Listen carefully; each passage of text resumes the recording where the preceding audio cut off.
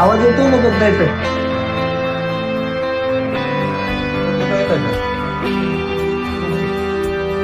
Udal sir is joining the session in 5 minutes.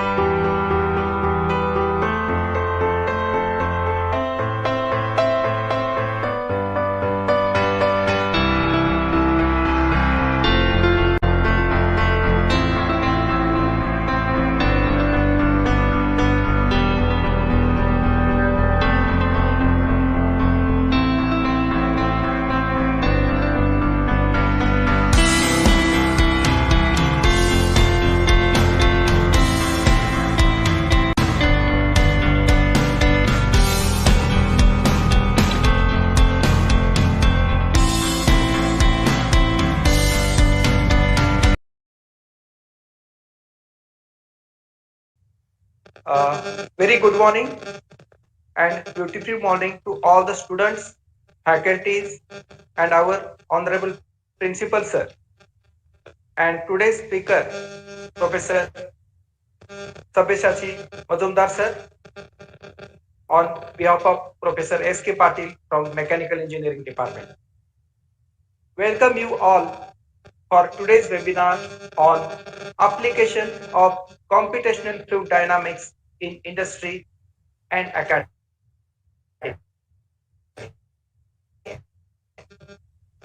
So it gives me immense pleasure to extend very warm greeting from MIT on your railway engineering and research branch. It's my pleasure and privilege to welcome you all. We have gathered here for an online webinar on application of computational fluid dynamics in industry, academia. So I hope this seminar will be very much useful for the professionals and students from various areas like structural, automotive, aerospace, and many more. So in view of this seminar from MIT College of Railway Engineering, Barshi, I would like to start our session with word peace prayer.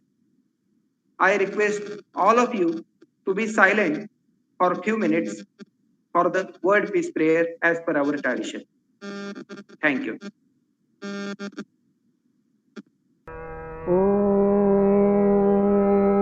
नमो जीयाद्या वेद प्रतिपाद्या जय जय स्वसंवेद्या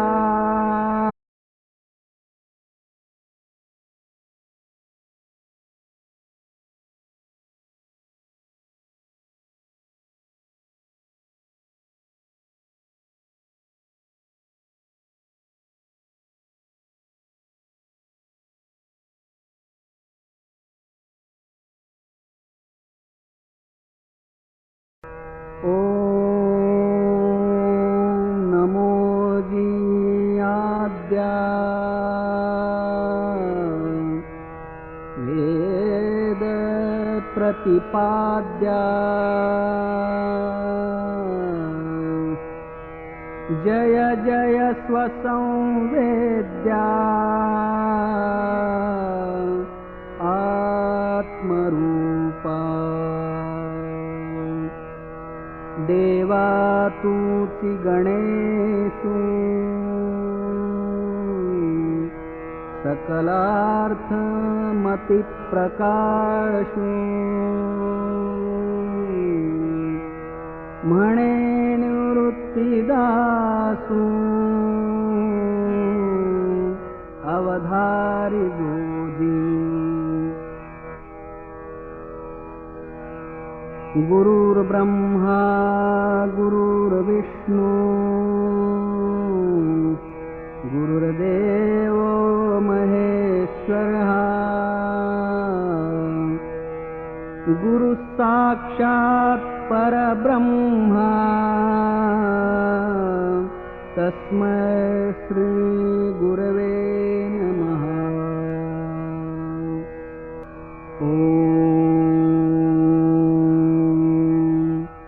पूर्णमदः पूर्णमिदं पूर्णात् पूर्णमुदच्यते पूर्णस्य पूर्णमादाय पूर्णमेवावशिष्यते। ॐ शान्ति शान्ति शान्तिः। हरि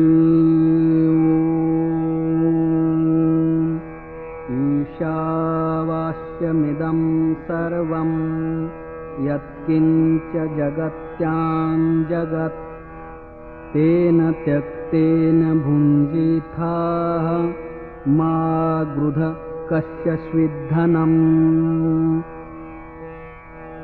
ॐ भूर्भुवस्वः तत्सवितुर्वरेण्यं भर्गो देवस्य धीमहि धियो यो न प्रचोदयात्। सर्वेऽपि सुखिनः सन्तु सर्वे सन्तु निरामयाः। सर्वे भद्राणि पश्यन्तु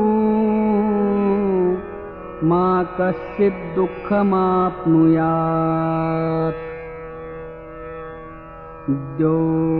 शान्तिः अन्तरिक्षशान्तिः पृथिवीशान्तिः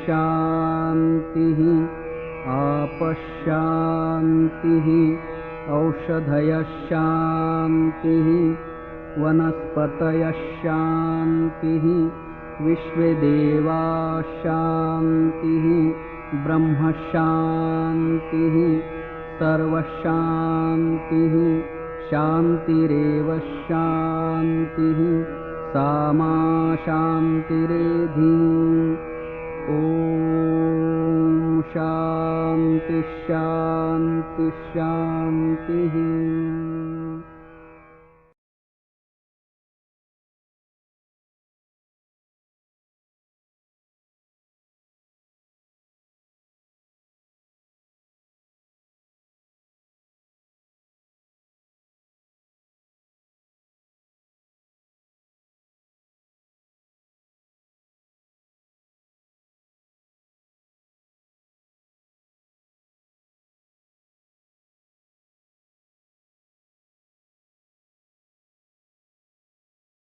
Principal, MIT College of Railway Engineering, Ranchi.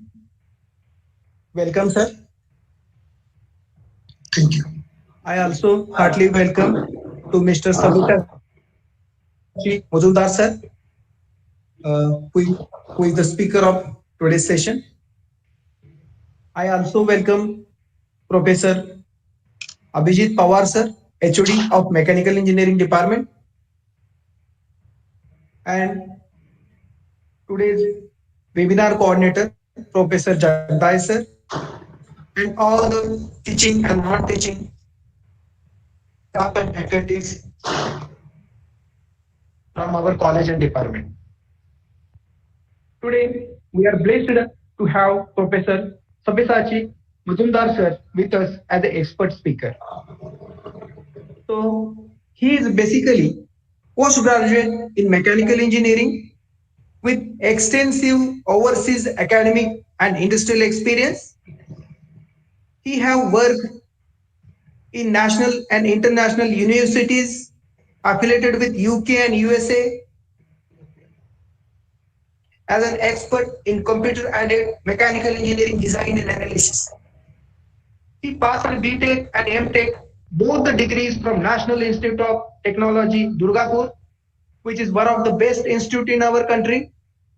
He have a cumulative experience of 26 years, which includes four years into industry and 20 years into academic field. After working over 2 decades in the field, he have advanced knowledge in computer-aided mechanical engineering design and analysis. At present, he is working in MIT College of Railway Engineering, Barshi, as assistant professor in mechanical engineering.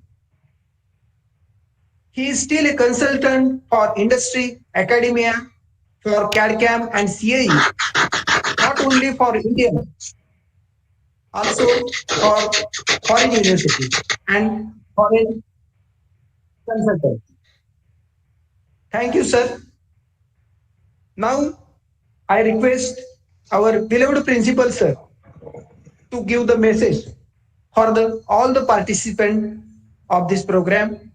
Our respected principal, A. Venkateshan, sir. Please. Thank you, Professor Patil. All the participants for joining this program. This computational fluid dynamics, so another very interesting and emerging field in the field of engineering, especially for mechanical and civil engineers. It has got very wide applications. The mechanical and civil engineering students, they have to know the modeling softwares, they have to know the analysis softwares.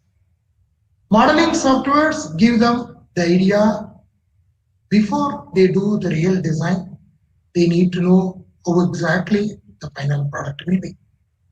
And after making the model, they have to do the analysis, how the forces will be acting according to the boundary conditions, what will be the outcome of it, where the stresses and other parameters will be varying, the pressure, velocity, etc. And what will be the outcome of it? Where could be the failure maybe initiate? And what exactly the final life of the product. So while we do it, we need a good kind of analysis, especially in the area where fluids are there, both fluid and fluid, or fluid and solid, or solid and gas, and all these combinations, wherever they are there. And such area is CFD plays a very vital role. I can recall my research and my students' research using this CFD. We were doing on the casting solidification, and when we were doing the casting solidification, initially the metal is in the liquid stage, and after pouring the molten metal into the mold, it will become solid. So some portion of them will be solid when the solidification initiates, and the remaining portion becomes liquid. So this liquid plays a very vital role because that will decide how exactly the molten metal is getting filled. Most of the cases we get defective castings because of the liquid which could not enter into the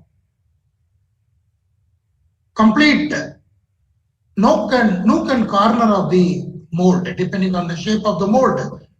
All these nooks and corners of the mold should be filled with molten metal. If the metal could not enter into that area, which may be blocked by the gases or the steam which are developed inside the mold, in case of sand mold, or in other cases the gases may be evolved, they may be blocking the movement of the molten metal. So in such cases, the castings are developed with defects. We will come to know only after the solidification is done and break open the castings. When we do the testing, then either destructive or non-destructive testing, then only we will come to know where exactly these defects have happened. So it was earlier people were doing it with this kind of analysis, not using any such advanced softwares like this ANSYS and other things, which are very much helpful on this computational fluid dynamics. People were doing all these analysis by their own kind of science. There was no proper method, their own kind of experience. So it was in the stage of only an art. It has not become a science. But by using these analysis softwares, we can exactly predict where the gases will be, what is the way. When we pour the molten metal, how the molten metal will go and enter into the nooks and corners of the mold cavity, and whatever the gases and air which are there, how they will escape. When we have this kind of idea, we can ensure that almost 100% we are avoiding the defects. We are preventing the defects. So these are one of the wonderful tools, but it requires more of analysis, more of science over it. And the person who designs, who does the analysis, he needs to know how exactly the science will play a role, how the gases will be acting. All softwares, what we give the input, the output will be according to that. So our input should be more and more scientific, more and more approachable. But you will get the exact results when you do the real practical practicals, when you do the real experiments, physical experiments when you do it. So those physical experiments we have to conduct and get to know the analytical reasons behind it. How exactly the defects have happened. what exactly the reason behind it be. So knowing those parameters and incorporating those parameters and values into the software like the CFD softwares, that will give more and more accurate results. This is a recent kind of research activity, and we were able to get almost very closer to the final outcome. One of my research scholar who was doing on my area, when he in his research he was in the same casting certification, he was trying to increase the heat transfer. So he used a water jacket around the mold wall, metal mold wall. Okay, it was a die casting. So around the metal mold wall, he made the cold water at the room temperature to flow over the jacket. So when he was flowing it, already there is a water. When we pour the molten metal into the mold, the immediate vicinity of the mold, they'll become very hot. So there will be a hot water and we are supplying cold water. So hot water will be due to the lower density, it goes up and the cold water goes to the down. And as soon as when they get the heat from the mold wall, they become hot. So you can see that a thermosiphon effect was playing a role. Here you can see that one of the wonderful things. When we were making the passage to enter the cold water and when we made the passage to exit the hot water, we found that the water itself is making a short circuit. The input directly goes to the output. The inlet and outlet passages are getting connected. Instead of the water going around the mold wall, it goes directly to the exhaust. So this we found it only when we were doing the experiment. If we do it with the normal method, you will be assuming that the cold water comes by this way and it carries the heat and then it becomes lesser density and then it escapes through the hot. This is what we can understand. But when we were doing the experiment, we were able to understand that nature itself is creating a short circuit. The cold water goes directly to the hot water, exit. Through that way, it goes out. So the water around the jacket were in the hot region only. It has gone to the next stage of boiling. So then we changed the height of the opening. So we made the cold water enter through the lower side of the mold and the hot water exit through the top of the mold. Even then, we introduced baffles so that we can channelize it to go in a particular direction and all these things. So this was a beautiful experiment and we were getting to know many new things by that way. Now CFD is playing wonderful roles. The vehicle design analysis, how it should be aerodynamic, it is one of the things. When the vehicle goes at a very high velocity, how the opposing air is getting devented. And when two vehicles are going at a very high velocity in the opposite direction, what kind of pressure developed between them? In many cases, due to that pressure which develops momentarily, even when the vehicles are away from each other, when they were closely crossing each other at a very high velocity, there is a kind of internal pressure developed between the vehicles and make the vehicles to come more closer to each other and then hitting each other. All these analysis, we do not know, we cannot do it by any other methods. The CFD kind of softwares are giving all this data analysis. So my suggestion to all the mechanical, the civil engineers, both diploma and degree students, you have to be good at some solid modeling software and you have to be good at these kind of analysis software. One should be very thorough with one modeling software, one analysis software, and especially should be clear with the CFD kind of analysis. So this knowledge will make you more and more clear, and when you come to the field, this will be a very big support to you to analyze your products, to analyze their failures, where could be the exact failure may arise. So understanding all these parameters, one requires very solid mathematical background. And one should have a thorough knowledge on finite analysis. All are interrelated. All are interrelated. When I was doing my research in the year 1998, ANSYS was an introduction and it was a very expensive software. It has not reached us. Only the premier institutions were having it because that time it was in terms of lakhs. Ordinary institutions could not afford to that. But we developed a software similar to ANSYS. We wrote a program and my case was the casting solidification.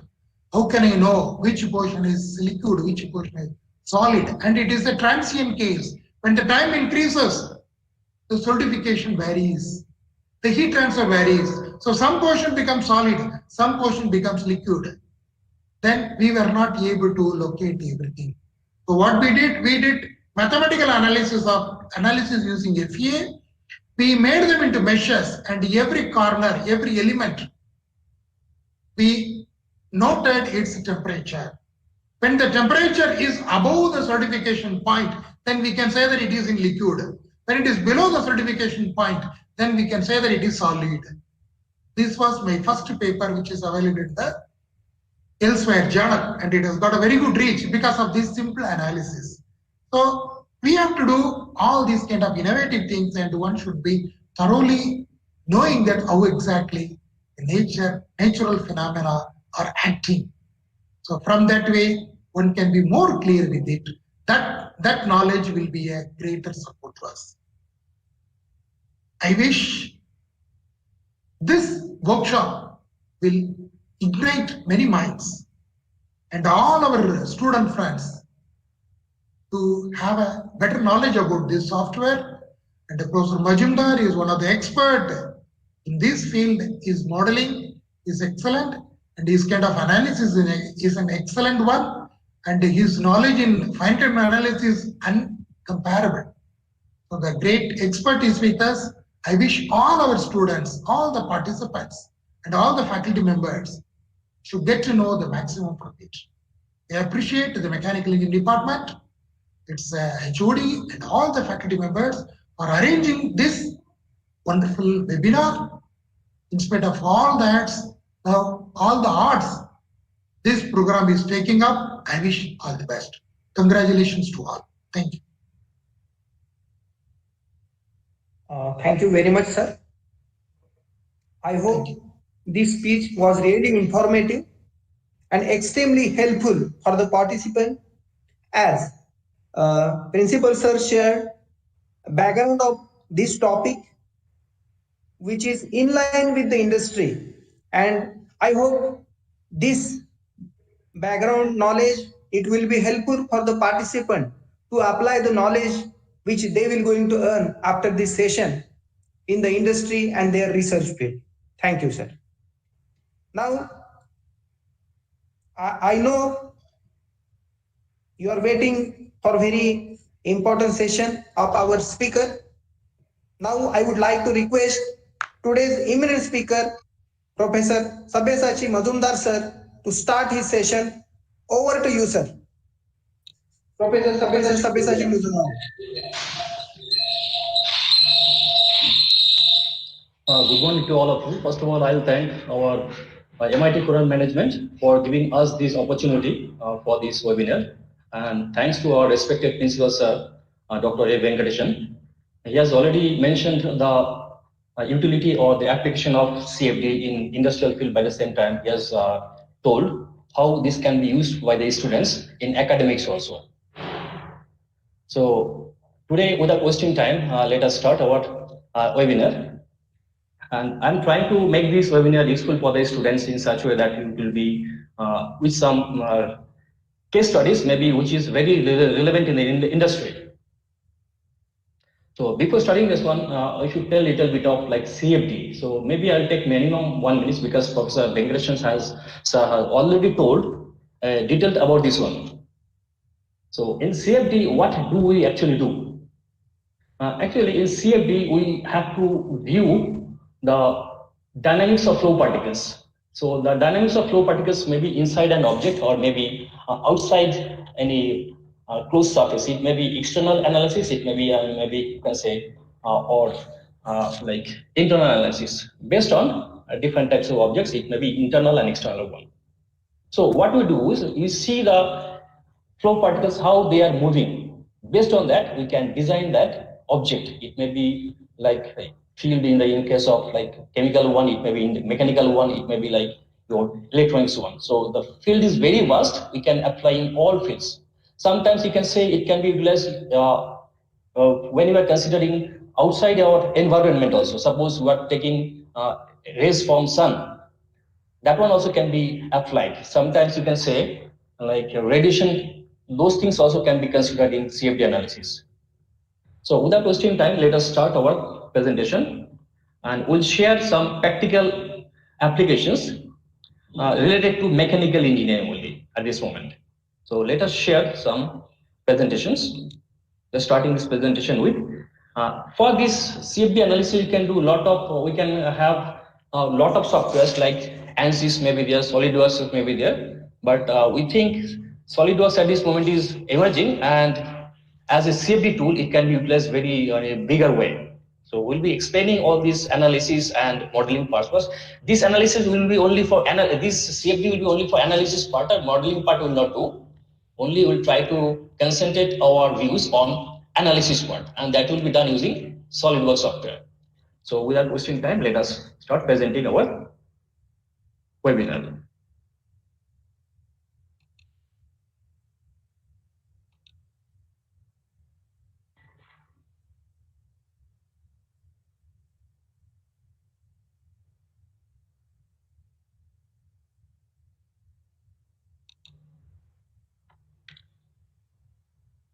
Our first application will be considering minimum 3 numbers of cases. So first application will be one garbage collector.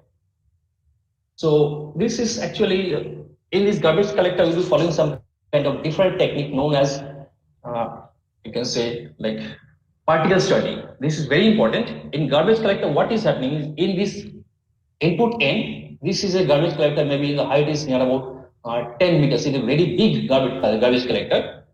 In this collector, what can you do is, from this input, we can take any size of solid materials, maybe in the form of different diameters, maybe in the form of like aluminum, maybe it may be RM particles, different particles may be collected from this input end. And for collecting these things, we have to get all these particles at a specific velocity or speed. Now, it can be viewed that we can vary this. If we vary the speed, it may so happen some of the particles may go out, right?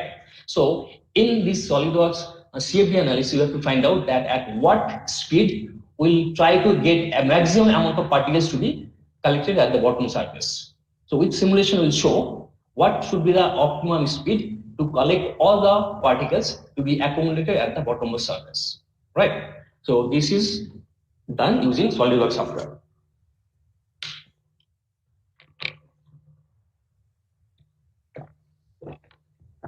Okay.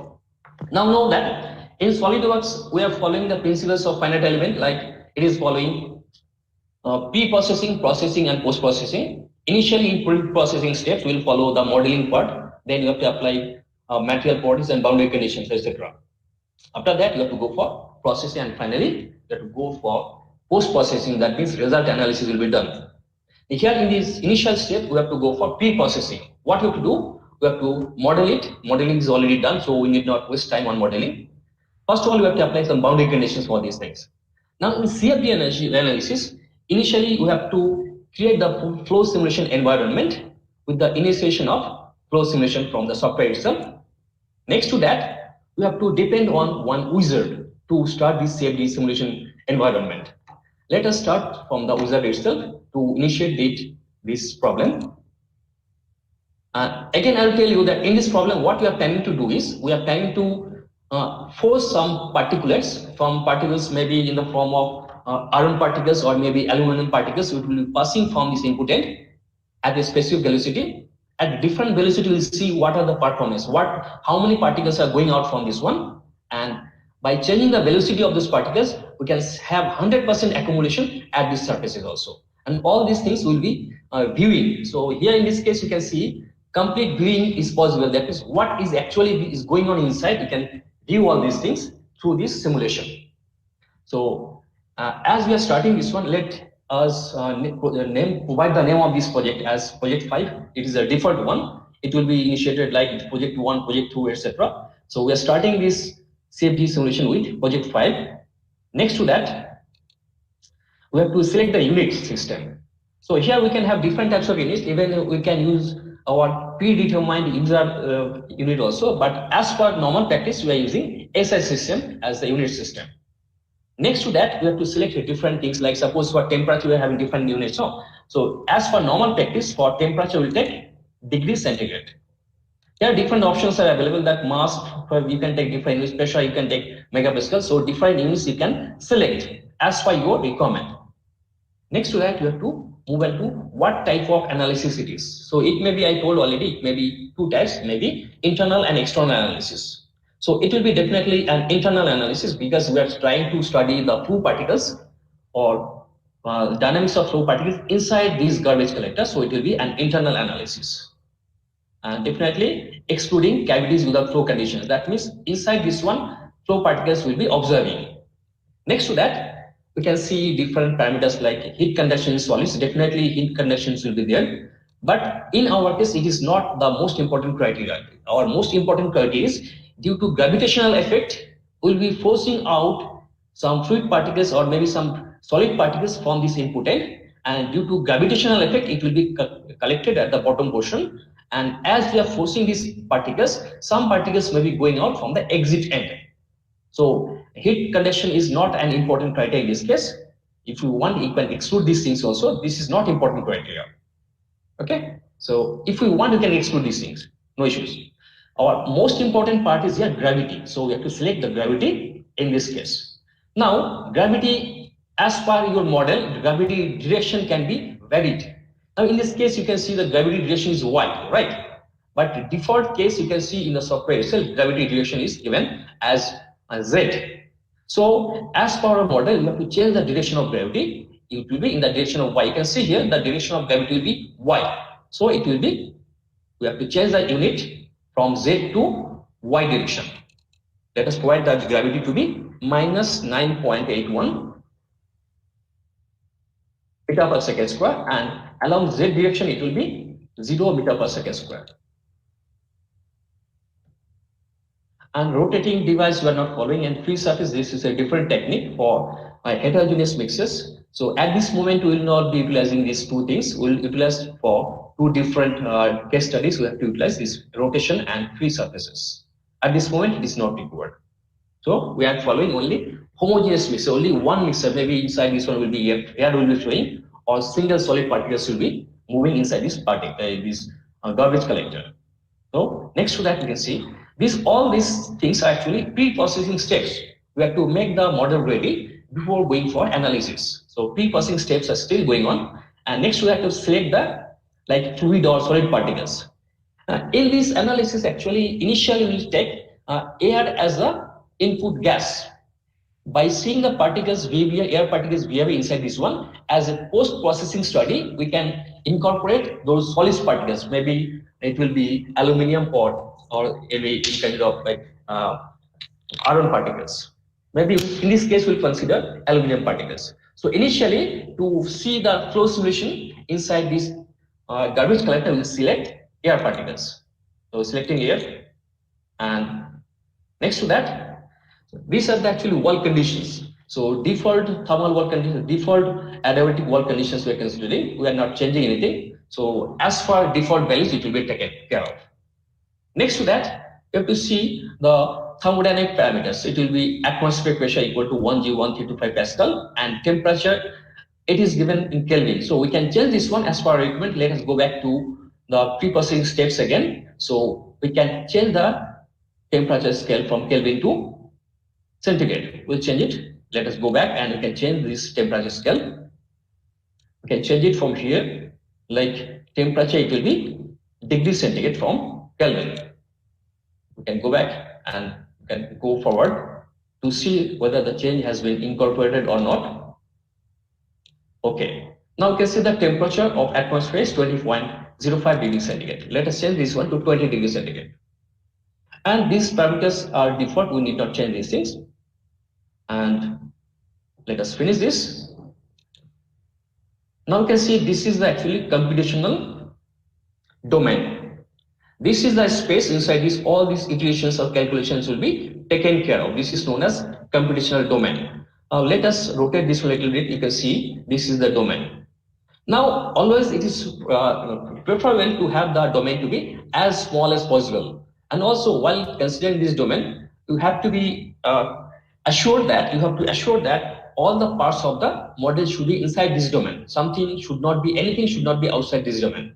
And also, you should try that the domain should be as small as possible. Because more the domain, so time for iterations of calculations will be more. Okay, so the domain is okay at this moment. Let us hide this domain and go for further steps. The computational domain we are hiding. Next to that, we have to see some other things, fluid domains. Because in this case, we are having only one fluid. So fluid domains we should not consider. Only one fluid is there. Inside this one, we will be considering air particles initially. By viewing the dynamics of flow particles of the air as a post-processing study, we will feed from here some solid particles. So initially, we will see the dynamics of flow particles from this one. For that, we have to apply some boundary conditions. That is what we follow. In finite element analysis, here in this case, basically we have to follow two boundary conditions. One will be input from here and another will be that exit from here. Okay, so starting boundary conditions, and always you can see that providing boundary conditions, it is always suggested to have a segmented view of the model. In this way, we can provide boundary conditions in a perfect way. Two different methods are there. From outside also you can provide boundary conditions, and even from inside also that can be applied. So better to apply boundary conditions from the segmented view. In this way, you can select the specific locations perfectly. So let us cut this one from front plane. We have cut this one from front plane, and let us rotate this one a little bit to see the input locations. Right, this is the input, and some like closed lead is provided to make a closed entity.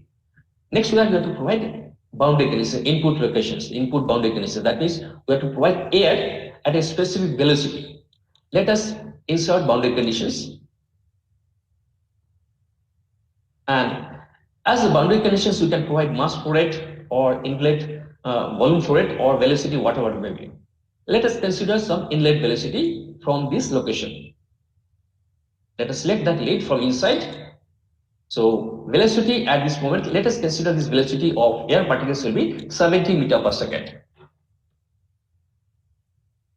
Let us provide gain check. So velocity is provided at the entry location. Velocity of air particles will be entering from this entry location at a velocity of 70 meter per second. Next one, another boundary condition is needed. That means the atmospheric pressure at the exit location. So another boundary condition we can apply. These all are actually pre-processing steps for your finite element method. So again, we are applying another boundary condition at the exit location. That will be atmospheric pressure or environmental pressure at the exit location. So that can be selected from here, environmental pressure. And for selecting that location, we can rotate this model a little bit and select this one perfectly. So it is done. We have to select that location. Here we are applying that environmental pressure or atmospheric pressure at the exit location. At phase number 1, it is provided, great job. Done. So two boundary conditions we have applied. Next to that, we can have different types of goals. Like what we want to find out from this one, right? So we can have pressure velocity at different locations, or you can find average velocity of pressure of these air particles at any location or any specific area or at any specific point was we can find out. But this is not our aim. Our aim is something else. We want to find out the garbage collection rate and how many particles will be going out from the exit location. That one we want to see. So initially at this moment, we don't want to find out any kind of goals. If you want, you can get it. Let us say some goals is there. Suppose you want to find out one global goal. That means inside this one, we are not considering any specific location. As a global goal, we can find out the average velocity inside or maximum velocity inside. Let us see what it is. Let us take one goal. We have a lot of options. We can find a lot of things, pressure, velocity, etc. Whatever we like, we can find it. Temperature also at any location we can find out. So initially, we are trying to find out global goal. That means it may be velocity particle. We want to find out, like say, maximum velocity or average velocity. Let us say like average velocity inside this one, what it will be. Because our input velocity is 70 meter per second. And we want to see what is the average velocity of air particles inside this one. Okay, we have selected only one goal. Green check, it is done. Next to that, what we have to do is we have to go for run this one. That means pre-processing step is complete. Next to that, we have to find out that processing step. That means we have to run this one. So we can have a complete view of this model. This is the complete view, and you can see it from front side. This is the complete view, front side. Next to that, you have to run it. So processing is going on right now. So we're starting new calculations. Let us run this. For running this one, we can see what is going on actually behind. From the solver window, we can see what is going on inside, how many particles are going on inside. You can see everything. This is the solver window, right? You see the goal also, you can see this is the goal. You can see one goal you have decided. Velocity, actually it is like 11.19 meter per second at this moment. Solver is finished. You can see velocity, average is 11.19 velocity. And it is also converged. We got the converged results. Now you know already what is convergence. Convergence is something like, suppose when you are going for like simulation, actually the simulation purpose is depending on mesh quality. Suppose the better the mesh quality, you'll be having better results. That means in finite element analysis, we are trying to go to the perfect results. Better the mesh, better is the results. Now if you go on changing the mesh again and again, results will be varying. Now at a particular stage, you can see the result is not varying. That means your convergence criteria is achieved. So we can see our results is converged.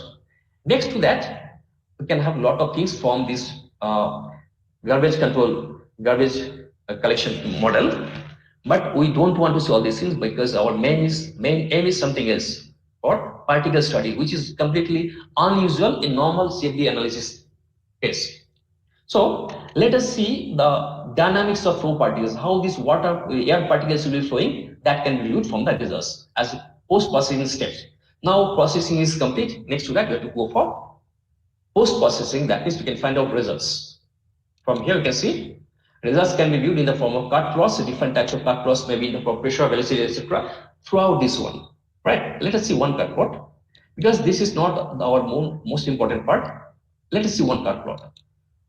In cut plot, we can see from different planes. Let us see this cut plot from front plane. When you see pressure, velocity, etc., let us see velocity distribution along front plane. So this is the velocity distribution along the front plane. You can see by the color of this one, you can understand the values of these velocities. You can see the color is, in this case, yellow. That means it is in the range of like your input velocity was 70. So we can see the color is in the range of 68 to 79 range it is. So we can see velocity at the inlet location is 70. And throughout this garbage collector, you can see the velocity is very less. The color is blue. Blue color indicates velocity throughout all the passages is very less. It is about 11.37, etc. And at the exit location also, velocity is very high. You can see the color is indicating red. That means velocity, maximum velocity is 113.743. Right? So excluding that one also, we can find pressure also at different locations. Let us see pressure distribution. It can be varied at different locations. Pressure, we see that throughout it is having almost equal pressure. It is in the range of, you can say 10169402 to 109629 Pascal. So almost it is having similar pressure throughout, but at this location where the air particle is striking, that level it is having high pressure. Air particles will directly striking from this location to here. And again at the exit location, that pressure is a little bit less. Right? So next to that, we have to find out the dynamics of flow particles, how these air particles will be moving inside this garbage collector. That is very important part. So before that, you have to hide these patterns. Cut plus, we can hide it. Please hide this one, clear and hide. Next to that, you have to see the dynamics of flow particles from flow trajectories. Right? So what we'll do is insert flow trajectories, and here we can vary the numbers of particles which will be entering from these entry locations. Let us select the numbers of these air particles to be 100 numbers. That is better representation, because in this way we can have a better representation of how many percentage of air particles is going out, etc. That can be viewed. So we are considering 100 numbers of particles are going inside, and it will be viewed in the form of different options are available. We have to see the air particles in the form of like spheres, and the diameter of air particles will be 0.02 meter. As it is a very big container, so we are considering the diameter of these air particles is 0.02 meter, and we want to see here that velocity of air we want to see. And next we are going to select that location, right? From which location that air will be flowing. That location can be selected. Two options are there already I told. That means you can cut that model, and from inside also we can select. Or another option is there. That means you can rotate this little bit, rotate view.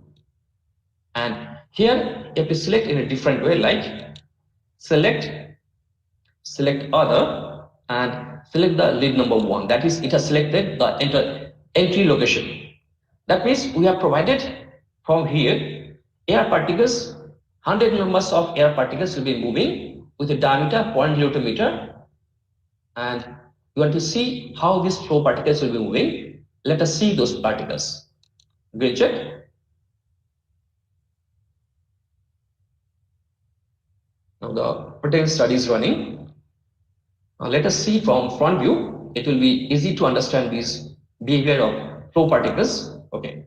It will be better to see these things in the form of an animation. Then we will understand how these flow particles are moving and leaving out this garbage collector. Let us have a animation of this one. See how these air particles are moving inside this one, and how some of the particles are going out from this garbage collector. And also by the same time, for this simulation or this analysis, you can see color indicating that velocity at entry and exit location. At the entry location, velocity is what? You can see color, it is yellow. That means it is in the range of 70 meter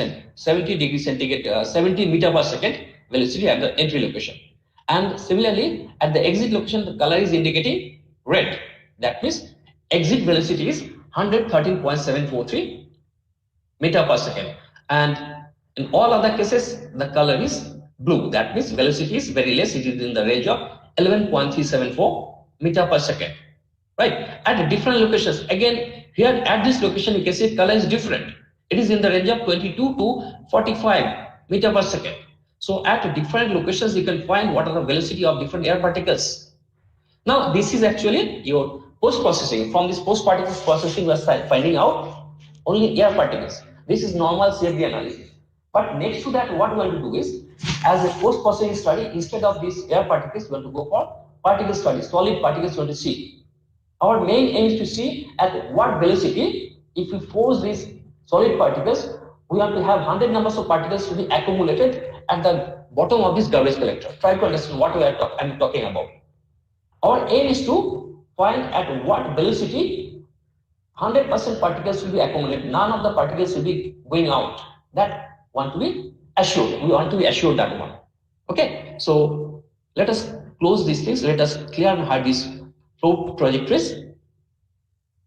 Next to that, we will go for that particle study. Let us start particle studies from here, and it will be initiated with wizard itself. Now, this particle study, we are giving the name of the particle study at 70 meter per second, because we will be considering these things at different velocities, right? We have to see at what velocity we are having maximum accumulation. That means we want to have optimization. Different types of optimization techniques are there. Initially, at the first presentation, we'll try to see this manually. So we're planning to have this optimization manually at this moment. Name of the study will be particle study at 70 meter per second. So meter per second, 70 meter per second. This is the name of this particle study. Next to that, we have to go to the next step. Here, we have to select from which location we want to provide those particles, right? So we have to provide from the input location those particles. Initially, we have provided air particles. Now, instead of air, we have to see some solid particles, right? As a post-processing, we can feed solid particles from the input location. So pan, zoom, rotate, we can rotate this one a little bit to provide those solid particles from this entry location. Rotate. Now, from this location, we have to provide solid particles. As usual practice, we can take 100 numbers of particles to be started from the entry location. We are providing 100 numbers of particles, and the diameter of particles we can vary. More the diameter, what will be? It will be having more gravitational effect, right? More the diameter means gravitational effect will be more, and in that case, we have a tendency to all the particles to be settled, right? So we want to see that some of the particles should be going out and some of the particles should be accumulated at the bottom space. So we are trying to make the particles a little bit small, bigger. The particle diameter was 0.301 meter. We'll make this one 0.201 meter. Particle diameter is 0.201 meter. And instead of liquid, we want to provide some solid particles as a particle study. Let us select solid particle to be aluminium. We can take something else like iron, copper, gold, whatever it may be, but we are selecting aluminium. So diameter of aluminium equal to 0.201 meter, and numbers of aluminium particles will be entering from this entry location, 100 numbers, right? And again, you can see the mass flow rate will be 1 kg per second. We can vary the mass flow rate also. And initial particle velocity we are not bothering, it will be fixed. We are not trying to have any kind of relative motion. So with these things, we have to select the particles to be accumulated from the entry location. Let us select that location. Lead, select other. We can select lead number 1, that is entry location is selected.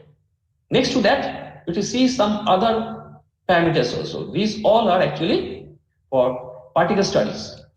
Let us see what are things available. We can see accretion is there. That means we want the particles to be accumulated at the bottom space. So we are considering accretion, and by the same time, by default, it is taking the gravitational effect. So because of gravitational effect, the particles will be accumulated at the down space here, and some of the particles will be going out.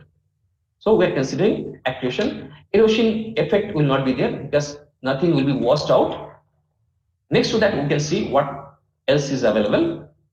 We are having, this is the wall conditions, right? Now here, as we are importing or we are supplying solid particles, we don't want to absorb those particles at the surfaces, at the walls. So it will be ideal reflections, right? If we want to have a specific reflection at a specific angle, but we are trying to have ideal reflections at the walls.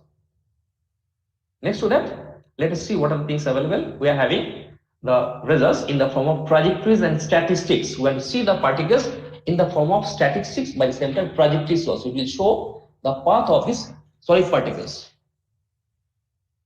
And next to that, we can run this particle study. It has started iterations. Particle study is running. It will take at least 1 minute. It is done. Okay. Next to that, we can see the injection, how these solid particles will be moving, how many particles will be going out. That can be viewed at this moment. Let us see that. So we're starting injection, and that will be in the form of an animation. Let us play this. Okay, see. Let us see that here maximum particles are being accumulated, right? You can see maximum particles are being accumulated at the bottom surface, and some of the particles are going out from the exit location. You can see some of the particles are going out, right? You can see some of the particles. Now, you can view this thing. By the same time, you can identify how many particles are going out. From this one, it is not clearly understood that how many particles are going out from this exit location. But we have an option to find out how many particles are going out. That is the specialty of these particle studies. You can have complete details about the particles, that how many particles are being accumulated or what are the different velocities, temperatures, etc. We can find out for all these particles. Let us see these things from surface parameters. From for surface parameters at any specific surface, what actually is occurring, we can find out that one. Right. So our main criteria is to see how many particles are going out from this exit surface or exit location. For that one, what we have to do is we have to see that surface parameters.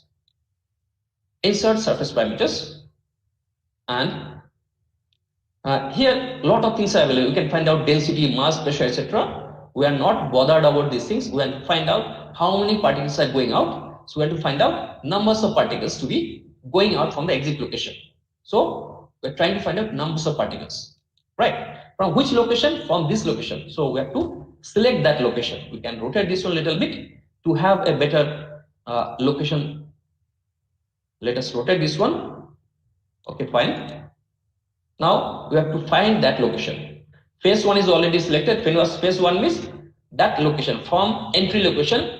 It is considered from entry location, these particles are going out. So phase 1, we have to cancel these things, clear these things. Now we have to select that location. So at exit location, how many particles are being accumulated, that to be seen. Okay, so select other, select leg number 2. So leg number 2 or phase 2 is selected. Now we can see how many particles are accumulated at that location. Let us see that. Show it. It is showing that number particle is going out. Only one particle is going out from this location, right? So if we vary the speed, it will be varied. Maybe it will be having more numbers of particles will be going out. By this way, you can see what is the minimum velocity. You can optimize these things again, right? So next to that, what we'll see, you can see only one number of particles going out from this exit location. Next to that, we'll increase the velocity and see how many particles are going out from this location. So for that, we have to exit from this.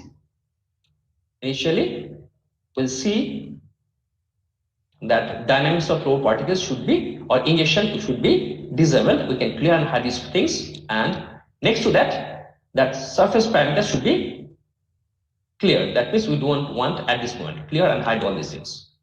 So we got that at 70 meter per second, the aluminum particles with diameter 0.201 meter, 99 particles were accumulated at the downspace, and only one particle was going out at the exit location. Now see, if we increase the velocity, what will happen? Now for that one, we need not do all these things again and again, what we did at the before. So we need not follow the same trend or same processes. What we'll do is, by copying all these things as a clone project, we'll start that one again. We're cloning that project. That means same thing will be copied, and only thing what is required, that to be changed. We're cloning this by the project name as project 6. Initial project was project 5. Now project name is project 6. And what we want to do is, we want to change the velocity. Initial velocity was 70. Now we'll see the velocity, maybe we'll make it maybe 100. Let us see what it is happening. What's happening? So that can be varied from your inlet velocity. You can change this parameter. Let us change this one by editing, edit definition. And initial velocity was 70, we'll make it to higher velocity. We'll see at high velocity what is actually occurring. Let us make it to maybe 90 meter per second. And okay, right, we'll check. Next to that, we have to run it. It will take a few minutes for running this one. Because based on normal study with the air particles, we have to go for these particle studies. So initially, we're starting that normal air particles. Let us run this one with new calculations, and we want to have with 90 meter per second. The solver window has already started iterations. Mesh capturing is going on, preparation for calculations is going on, and based on your PC capabilities or specifications, it will take time. So solver is finished. You can see solver is converged. That means we got the convergence criteria. We got the final results. So you can see the average velocity is 14.179. It is more than the previous case. In the last case, it was 11 point something. Now it is 14.179 meter per second velocity. Okay, fine. Next one, what we have to do? We have to go for this particle study again. We don't want to go for these flow trajectories and things. We have to go for particle studies. Let us start the particle study with wizard, and we want to provide the name of this particle study at 90 meter per second. Particle study at 90 meter per second. Next to that, we have to select that location, and we are trying to supply 100 numbers of particles with same size what we did before case. Then only we can compare these things, right? So we have to provide the location of those solid particles. Let us rotate this one a little bit, and let us select the index location, select other, and let us select the lead number 1, and 100 numbers of particles will be entering from this lead, and the diameter will be, you know already, it is 0.201 meter, and definitely it will be solid. In the previous case it was aluminum. Again, in the same case it will be aluminum, then only we can compare. And the mass flow rate, again it will be 1 kg per second. It is done. So next to that you can see what are things available. We are having accretion and erosion. Accretion means we have to have accumulation of those solid particles at the bottom surface. Erosion is not required because we don't want anything to be washed out. Erosion is not applicable in this case. Next to that we have like different wall conditions or wall criteria. Absorption will not be there because we are forcing out solid particles, it will not be absorption. In case of liquid particles, maybe absorption will be available, but we want ideal reflections undergoing perfectly elastic pollutions, ideal reflections at the walls. Next to that, we can see trajectories and statistics, and finally we can run this. Particle study has initiated its running.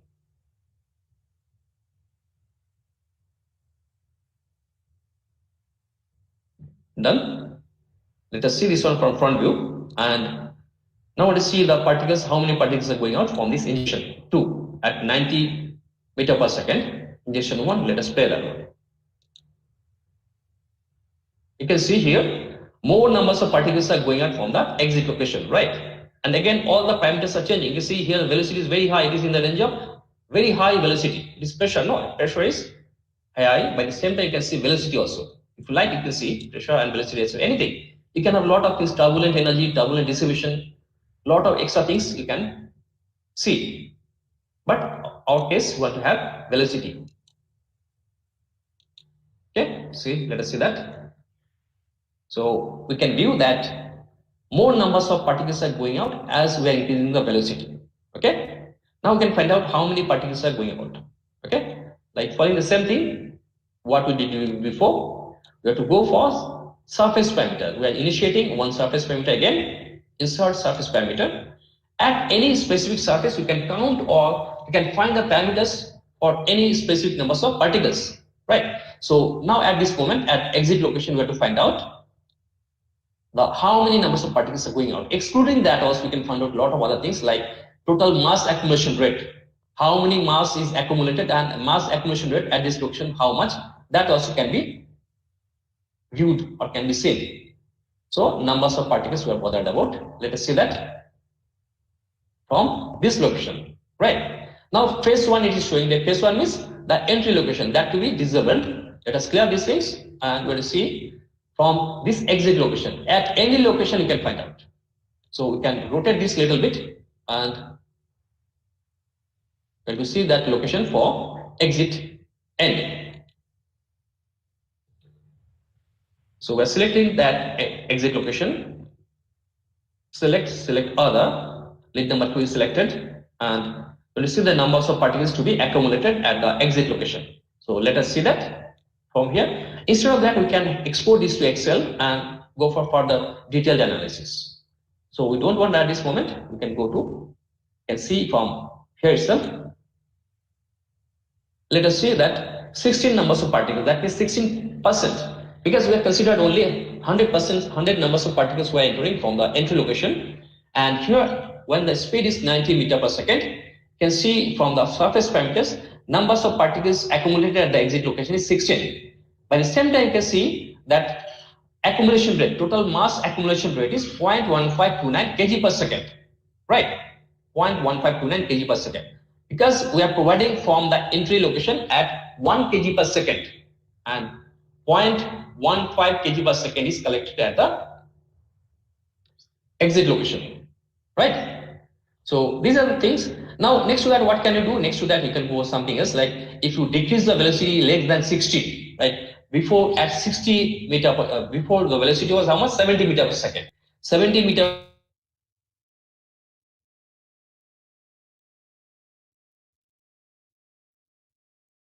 no need of increasing the velocity. You have to see at lower velocities. Next to that, you can see velocity if it is less than 70, maybe let us say it is 60, what it will happen. In this way, you can optimize this thing and see at what velocity we can have maximum accumulation at the bottom surface. Now, excluding that one thing, we can do some other things, like we can vary the diameters of these flow particles, right? So that is depending on input variables. If you change the input variables, your output will be also varying, and this one we can optimize. If you increase the diameter of these flow particles, maybe speed velocity will be required less, because of that your gravitational effect will be more, right? So these things are actually possible in your particle studies. So next one, you'll see whether zero numbers particles is there. That one see with the last particle study. We'll have a speed of near about 50 meter per second. You'll see that. I think it's not required to see that one, because you know if you decrease the velocity, then definitely the numbers of particles at the exit location will be reduced, and definitely it will be less than 1. Because at 70 meter per second, we are having 1 particle going out. At 90, it is having 60 numbers of particles. If you decrease the velocity from the exit location, so numbers of particles will be going out from the exit. It will be definitely 100% sure it will be less than 1. That will be optimized. Now we can vary the speed, like suppose 65, 68, 67, etc., and see at what velocity particles is 0. That can be done. So we are not going that one. This is very simple one. Okay. So with this one, we are concluding our first case study, that is garbage collector. You can see how many numbers of particles are being accumulated and how many particles are being going out. That is possible through this garbage analysis. Okay. So first of all, we'll clear and hide this word from this injection. Let us clear and hide these things, and we have to clear that surface parameters also. Clear and hide. We can close these things. No need of doing this one. Next to that, we have to do some different types of study, which is very important. That is very useful in oil and gas field, right? Tank flushing we are talking about. What is tank flushing? I'll show you a very small one, like tank flushing, what it is. Let us see that one with tank flushing, what it is.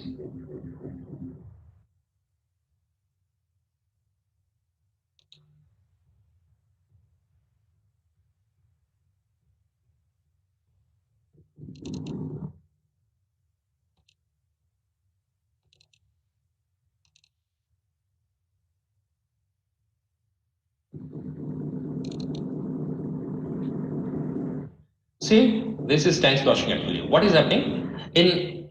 Suppose in a vehicle is full of petroleum, it is definitely it will not be filled, maybe some percent is filled up, and some percent is filled up with oil, and some percent is filled up with air particles. Now, when the car is moving with normal or uniform speed, there will not be any change in this behavior of air and these oil particles. There will not be any abnormal behavior. But sometimes if the car is stopping, if the speed is non-uniform, in that case that sloshing effect will be there. That means we can see some kind of abnormal behavior of fluid particles that will be producing some kind of force on the tanks. So if the car is having some kind of abnormal movements, suppose it is stopping for within a very short time by applying brake, in that case this sloshing effect will be occurring. This is very dangerous thing. With this sloshing effect, lot of accidents can occur. Try to understand what I am talking about. That sloshing effect means actually, if inside any vehicle which is transporting petroleum, it will be some percentage will be filled up with petroleum, or some percentage will be filled up with air. If the vehicle is moving with uniform velocity, there will not be any kind of like non-uniformity or you cannot see any kind of abnormal behavior if it is moving with normal velocity or normal speed. But sometimes it may so happen it is applying some kind of brake. In that case, some kind of abnormal behavior will be observed inside this tank, and because of that, huge amount of force will be exerted on the side walls of the tank, and that is causing some kind of accidents. Now, how these accidents can be reduced, that one I'll show with this sloshing effect. Initially, we'll perform one simulation for this tanker, and next to that, we'll design some kind of baffles. With the baffles design, we can reduce the sloshing effects. That means torque and also, like we say, the force can be reduced. Right? We'll show that one with SolidWorks second right now. So let us start that one with a different analysis known as sloshing effect. Let us open this one with sloshing effect.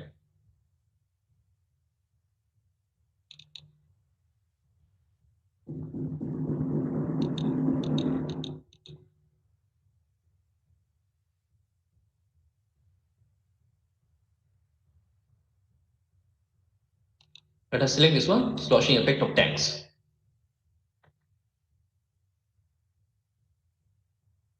This is actually very important and very important in oil and gas field, because for this one, different types of the baffles can be designed. In our case, we'll show a very simple type of baffle, because we want to show the difference between normal this sloshing effect and baffles, how that can be minimized. That is our aim. So try to understand what I am talking about. Inside this oil tanker, if the car is moving with some abnormal speed, or sometimes it may be stopped within a very short time, some kind of abnormal behavior will be observed inside this oil tanker, and that will produce some kind of sloshing effect, and because of that, huge torque will be produced and huge amount of force will be exerted on the side walls of the tanker, and that can produce some kind of accidents. So by providing some kind of baffles, that accidents can be reduced. Let us see these things using SolidWorks design. The model is already done. Now in this case, actually we are having some kind of different things. In SolidWorks from 2018 onwards, we have introduced one thing different, that is known as a free surface technique. It is a very important thing. Free surface technique means in SolidWorks, you cannot mix two heterogeneous mixtures cannot be mixed. Suppose oil and water, oil and air cannot be mixed because two are different types. So with surface technique, free surface technique, we can mix some heterogeneous mixture also. That principle will be applied in this case. Let us see what are the things. This is a tank. To understand the behavior of this geometry, let us cut this one from front plane. Let us cut it and see.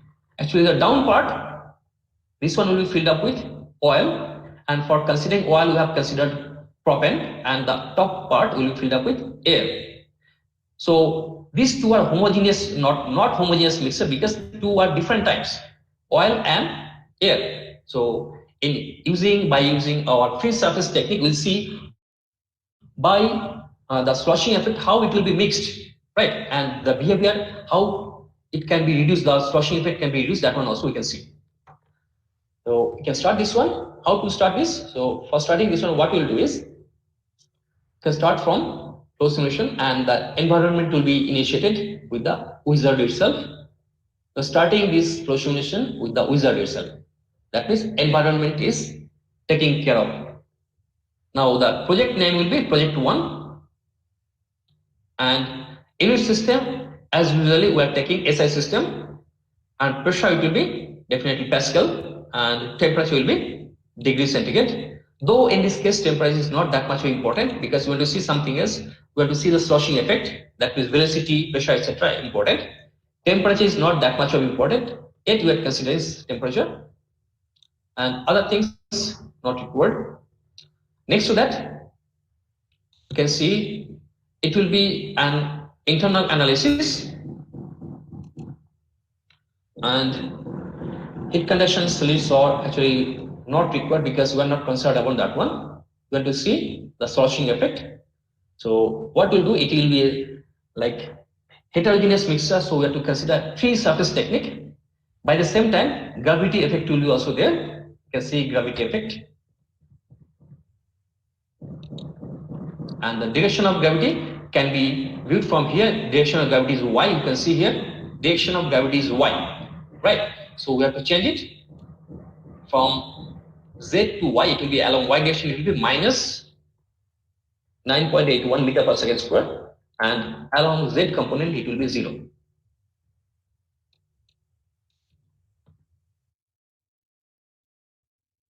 And definitely it is a free surface technique. Free surface means actually we are mixing heterogeneous mixture. Normally it is not possible. In SolidWorks 18 onwards it is introduced to the SolidWorks interface. And also one thing, we want to introduce something else. That means how this sloshing effect will be created. For that we need to have some kind of specific motion of this vehicle or the tanker. We want to have some specific type of movement for this tanker. What to do for that one? Let us see that tanker is moving in the x direction, right? So we can see the component x, and with some dependency of velocity or acceleration, we want to produce the sloshing effect from x component because it will be moving in the x direction with some abnormal speed or abnormal velocity, etc. That one we want to produce.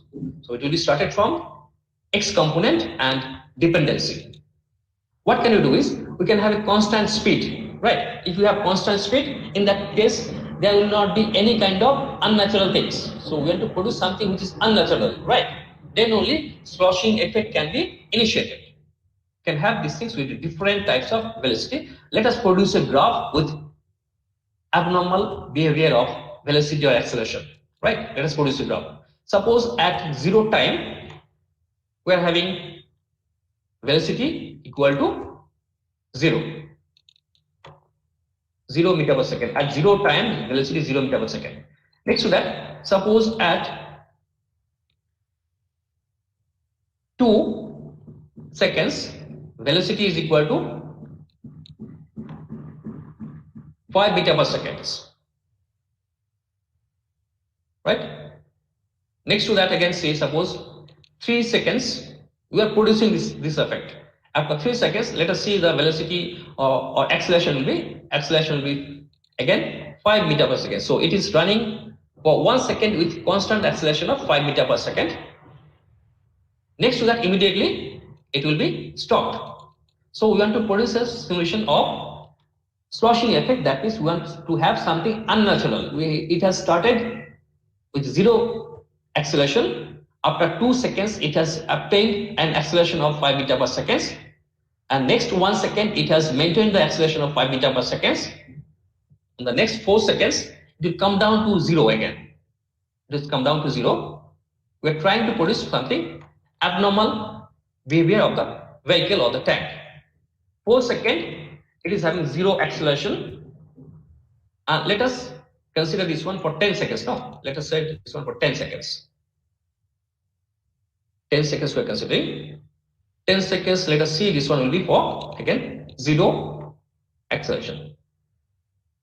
Done? Now, another thing what to do is, while considering this analysis, we have to consider another thing, that means it is a time dependent phenomenon, right? Time dependent phenomenon. That means we have to consider this one for specific time. Let us consider this one simulation or sloshing effect to be occurring for 10 seconds. This is a time dependent phenomenon, that is transient analysis. And we have to have the results for each 0.01 seconds. So it is a transient analysis. We want to see the behavior of these all particles inside for 10 seconds, and we want to get the results after 0.01 seconds, right? Next to that, we want to see the gases. Gases will be definitely air and it will be petroleum. So we are taking air, first one, and second one it will be your propane as the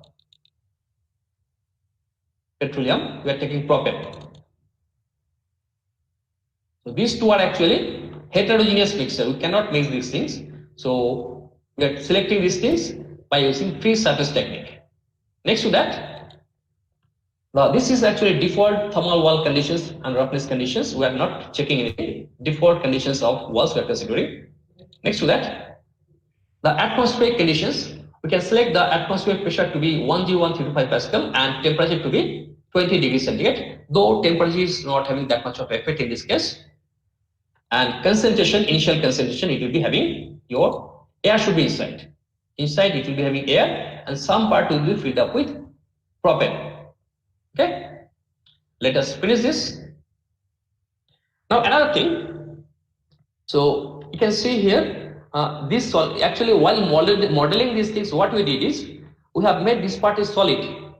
We have made the down part solid and top part is air. Top part we made it vacant and the down part we made it solid.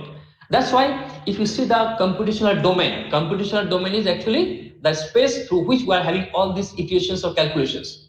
Now if you see the computational domain, it is not taking the down parts, it is taking the top part only because the down part is solid. So while simulation, it will not be perfect because you have to take all this part inside this computational domain, right? So what you have to do is we have to select some kind of like conditions or like initial conditions. You have to disable these solid particles and that to be confirmed as petroleum, right? This solid particle, this is some different technique. As I told, this is a free surface technique. In free surface technique, you have to design, if you are mixing 2-3 different components with heterogeneous mixtures, you have to design in such a way all other parts will be solid.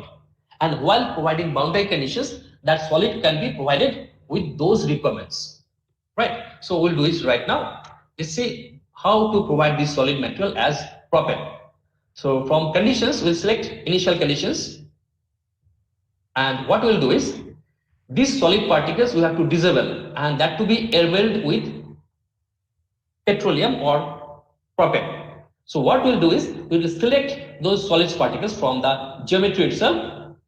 Let us select the geometry. Now here you can see this is designed actually with the baffles. This design is containing with baffles. So baffles are there. So what we have to do is initially you want to perform this analysis without baffles, right? So what we should do is we have to change the model and we have to go back and we will delete all these baffles. Next to that we can model it again. So we'll go back a little bit and delete all those baffles because we don't want baffles at the beginning, right? So that should be deleted. How to delete all these things? We can go back and see. This is what are the things? This is a sketch of this one, and baffle was made here in this case. This is the baffles. That part we can delete it at this moment. So baffles will not be there. We are deleting these baffles. It is not there. When the sketch also deleting. The first one is without any baffles. This is only that tank. No baffles are there. The bottom part is filled up with petroleum and top part is filled up with air. So we can go back to the simulation again. So what we have to do, I told that the solid particles to be disabled and that to be confirmed as petroleum. So what we do is from conditions, we can select initial conditions and what we have to do, we have to select that solid particles that can be selected from here. We have given the solid particles by the name of indent. Solid particles selected, the down part, and that will be disabled as solid components. Now that solid components we have to fix as petroleum, right? So what we'll do is instead of air, that one we have to confirm as propane. So initial boundary condition we have made, the down part is filled up with propane and top part will be filled up with air particles. We'll check. Still you can see our computational domain has not yet taken, right? So how to do this one? Again we'll see the computational domain. Let us edit this part and we can move from 2D to 3D and automatically the domain will be changed.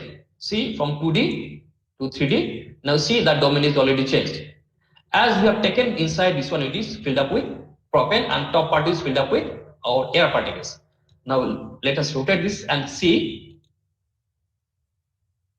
Pan zoom rotate. See, this is the computational domain. So in this one, the down part is filled up with petroleum, propane, and the top part is filled up with air particles. We have to see how it will be moving with this sloshing effect, and finally you have to reduce that sloshing effect. Okay, green check. So next to that, we can hide this computational domain for performing these others pre-processing steps. We can hide this part. And fluid domains, right? Fluid domains, it is only having two fluids. If you see fluid domains, it will be having two things. It will be a mixture of two heterogeneous mixtures will be there, but we don't want.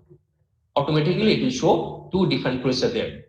Now, boundary condition, what boundary conditions you can provide? Nothing is required actually in this case. Only one initial condition is enough, right? Okay.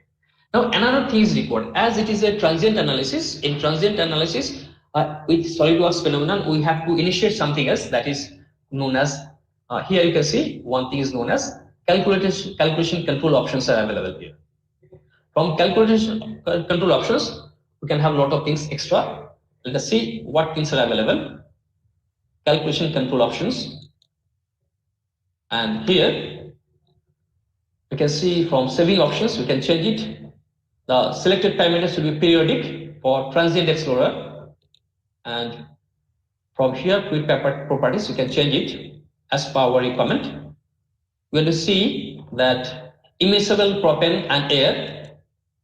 Inside this oil tanker, we are to see immiscible propane and immiscible air.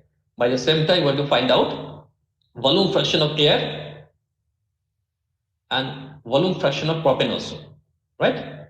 Okay, done. So we don't require any kind of like boundary conditions at this moment. So what we have done inside this one, we have provided two different heterogeneous fluid. One is known as propane and the top part is filled up with air particles. Now next to that, we have to run it. Let us run this one.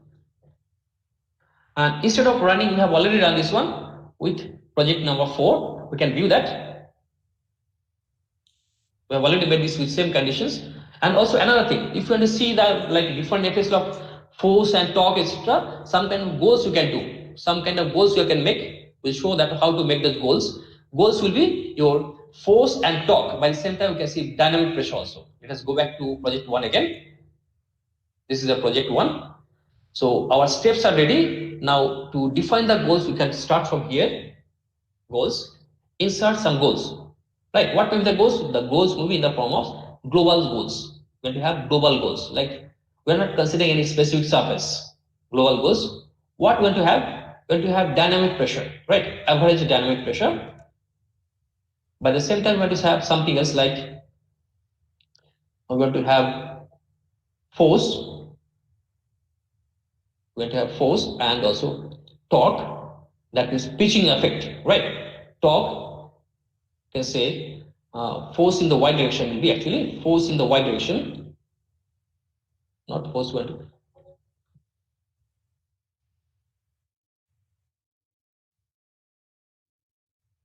Can have a lot of things as per requirement. We have normal force, normal fix, x, y, z, etc. Anything we want, whatever we want, we can get it, right? Can have things like normal force or like force in the y direction, or else like something stresses, if you want, you can go for that, right? So we have already made these things for simulation of this one. It will take some time. So to avoid wastage of time, we have to go back to step project number 4 with same these parameters we have already initiated. Let us see and the data obtained from this one. What we have done torque and force, right? Torque and force we want to see. We have already done these things. Let us run this. With new calculations.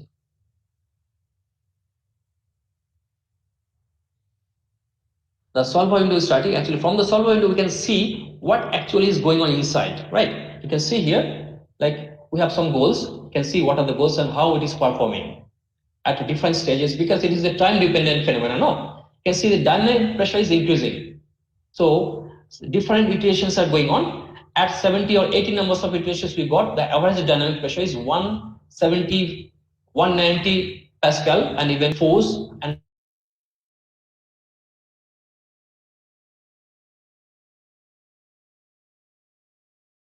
at different times we are finding pressure, dynamic pressure, force and torque, etc. That force is responsible for damaging the walls, and that torque is responsible for producing the pitching effect. Let us see, it will run for maybe 1 or 2 minutes.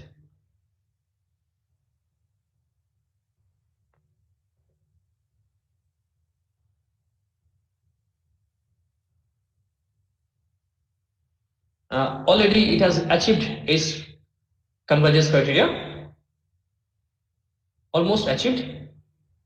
So two things have already achieved convergence criteria. Okay, it is going on. Let us see. Let the iterations move on. Convergence criteria for two things already got. It will take 2-3 minutes.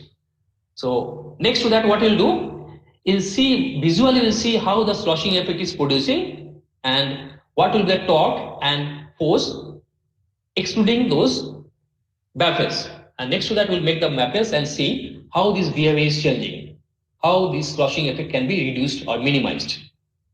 That baffles can be designed in different ways, but in this case, we'll try to concentrate on normal type of baffles with a normal, very thin layers of circular profile that will be inserted inside this oil tanker. It is almost done. It is almost done. You can see how much it is done. Like here, you can see the different goals. It is almost achieved because the time is depending on actually the PC specifications. Actually, it is taking more time for this transient analysis. Let us wait for 1-2 minutes. By this time, we will achieve our results and go for analysis. If any of you have any kind of doubts, you can ask me by this time. So convergence criteria is almost going on. So one is converged. Let the iterations move on. By this time, if you have one of you have any kind of doubts, you can ask me.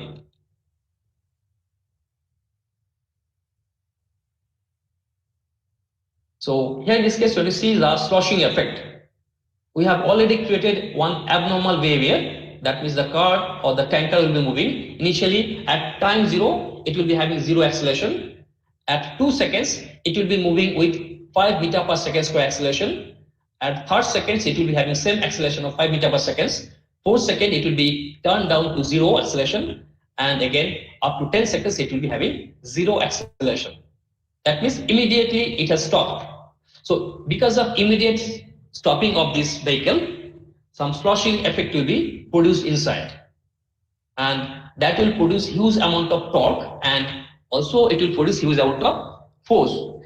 And that force is actually responsible for damaging the tanker. By the same time, torque is also very important. That is also producing some kind of accidents. And those things can be avoided by providing some kind of baffles. Baffles are also having different types of designs, but in our case, we'll provide only simple types of baffles. I think the analysis is completed. Still going on, maybe it will take 1 or 2 minutes. Solver is finished already, right? So we can see the results. Now, solver is finished, we can just see the results from here.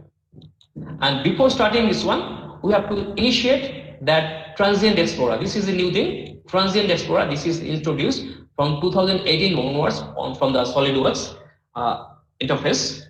Let us introduce that transient explorer. This is transient explorer. We want to view the sloshing effect. Let us pick this one from front view.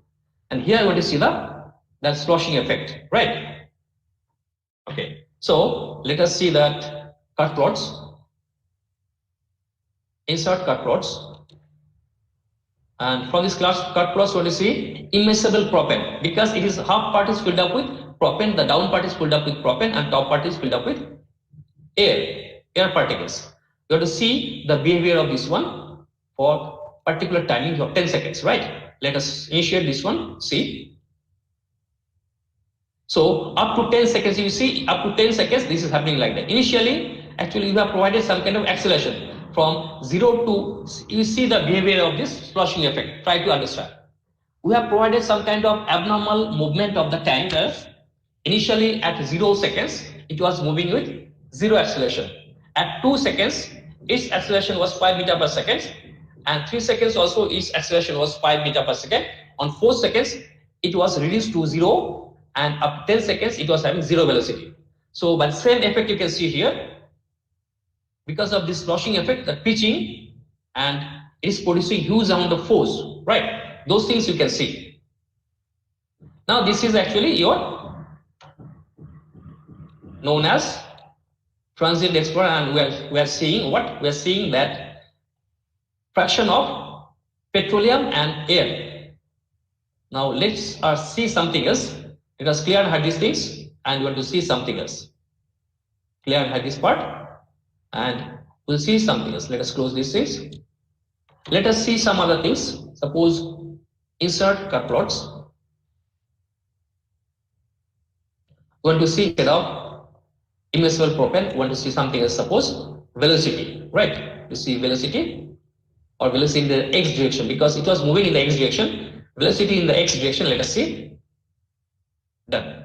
Now with the transient explorer, you can see velocity in the x direction will be having this type of effect. Better to see our torque and our that force that can be viewed from our goal plots, because we have decided 3 different goals, that is dynamic pressure, torque and force, that can be viewed. So before doing this one, you have to clear all these cut plots. Let us clear and hide these cut plots. Clear and hide. Next to that, you have to hide this transient explorer also. At different times, what is happening, this one you can see, right? You can see at 4.7 seconds, this is the thing. At different times, you can see what will be happening. Let us clear and hide these things. Transient explorer is gone. Now we want to see our results from the goal plots, right? So you can see our goal plots. Down you can see goal plots, insert goal plots. We have 3 different goals, that is dynamic pressure, then torque, and also force. The torque will be producing pitching effect inside this tanker, and force is producing actually that tanker will be having some kind of force. It may produce some kind of accident because of that. Now we'll see all the goals what we produced from this one. That can be transported to Excel to have better representation of this data, and we can see this thing from here also. Let us see those results what we got from here. So these are the results we have already got. See, the dynamic pressure is 89.98 Pascal, and torque is 10,681 Newton meter, and force is, you can say, 56,045 Newton. Torque is very high. Better to see this in the form of graphs. We can see all this data from the graphs, also from the history. From summary, you can see history, and you can see all this data in the form of graphs. This will represent in a better way. You can see after 10 seconds, we got near 1,000 numbers of iterations, because our analysis was for transient analysis for 10 seconds. Within 10 seconds, we got 1,000 numbers of iterations, and you can see maximum dynamic pressure is, after 200 numbers of iterations, we got maximum pressure is actually, how much? It is very high. It is near about 578, right? It is near about 570. It was near about 600 Pascal. Maximum dynamic pressure is 600 Pascal, and we can see some other thing, torque. You see down also, up also torque is produced. The torque value is equal to near about 40,000 Newton meter torque, right? Down it is near about how much? Down you can say the torque is near about 80,000, and here it is 40,000. So you can say torque is very high, and force how much? Force, maximum force, you can say it is near about 85,000 torque. 85,000 Newton force is applied on that tanker. So this is very big effect. This can produce some kind of accidents, right? Because this oil tanker is very risky. It is inflammable. Next to that one, what we'll do is we'll change the design with baffles, and we'll check the results. This will be reduced by the design of baffles.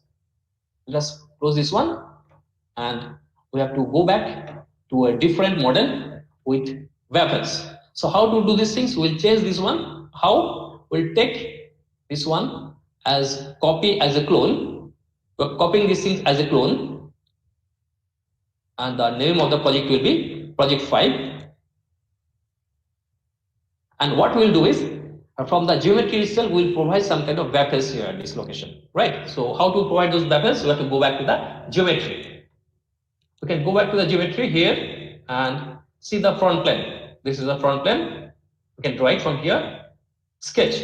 Initially, we'll draw some lines, and with the lines itself, by extruding or extrusion, we can provide those baffles. We're not going for different types of special baffles. We're going to provide some normal baffles to see the effect of it.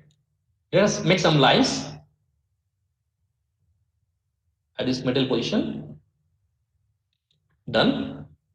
Next to that, we have to make these lines at different distances, I will say, that will be providing as baffles.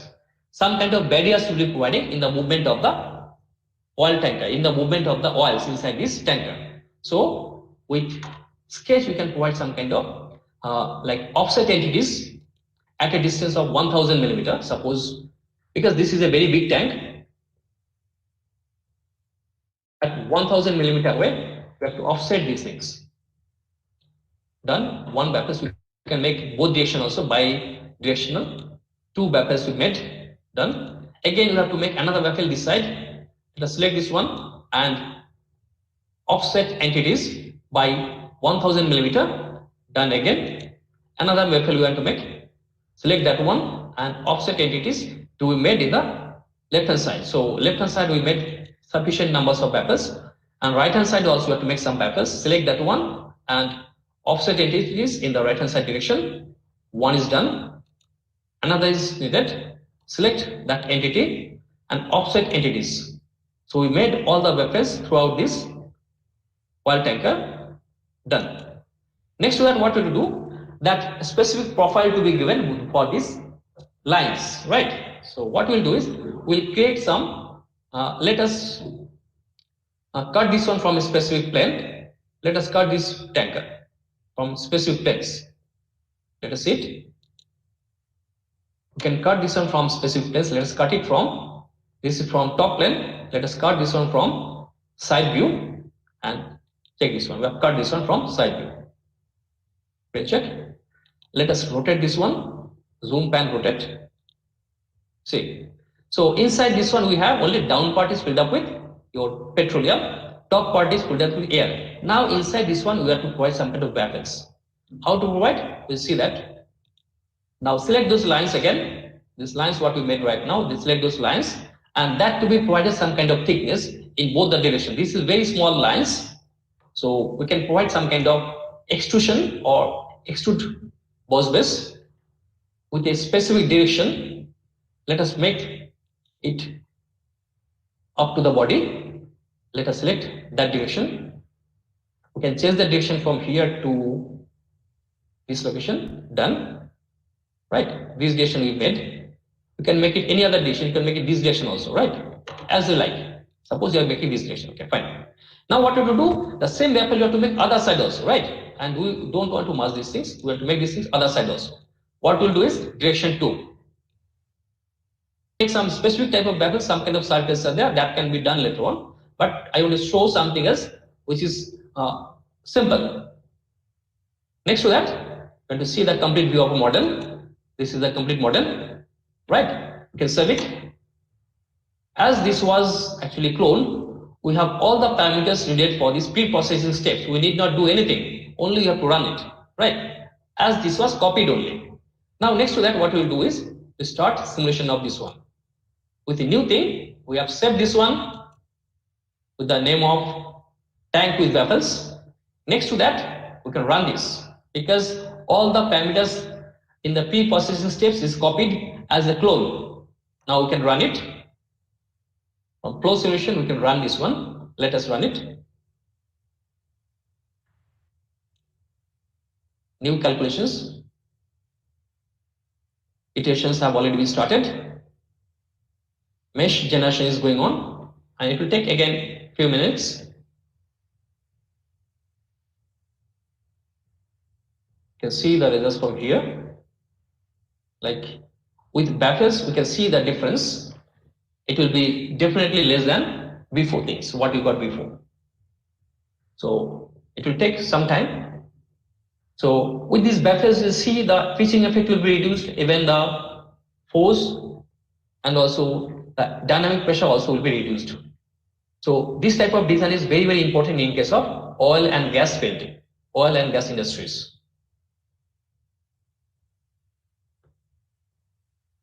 So iterations are going on. By this time, if you have any kind of questions and queries, you can ask me.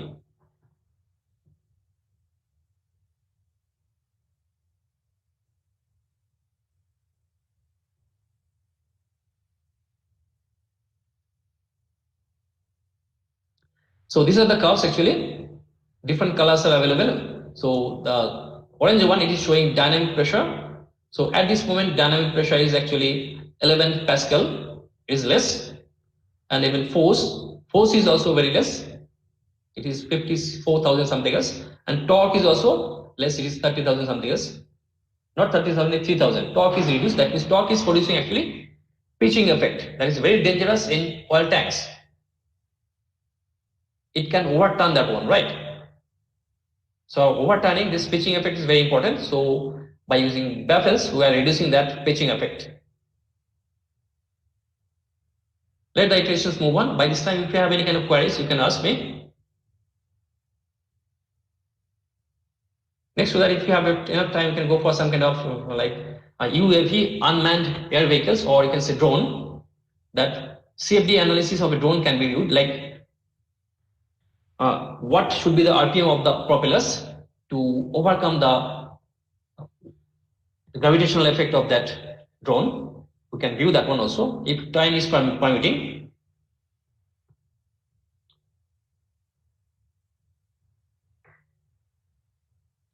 So one is already achieved, that convergence criteria is already achieved. You can see from here itself, almost achieved for torque.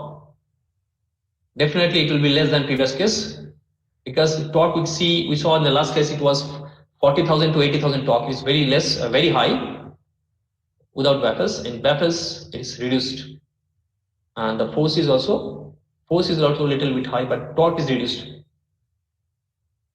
Average pressure also reduced, is 46 Pascal only. Let the iterations move on. Whenever it's finished, we'll see the things. So let the iterations move on. It is calculating. It will go on maximum 1 to 2 minutes, depending on the specification of the PC. Sometimes it may so happen, you'll be surprised to know Solver is already finished. Yeah, Solver is finished, so you can see the result. Sometimes for one solution, it takes 7 days continuous operation for getting these transient analysis. You see the results.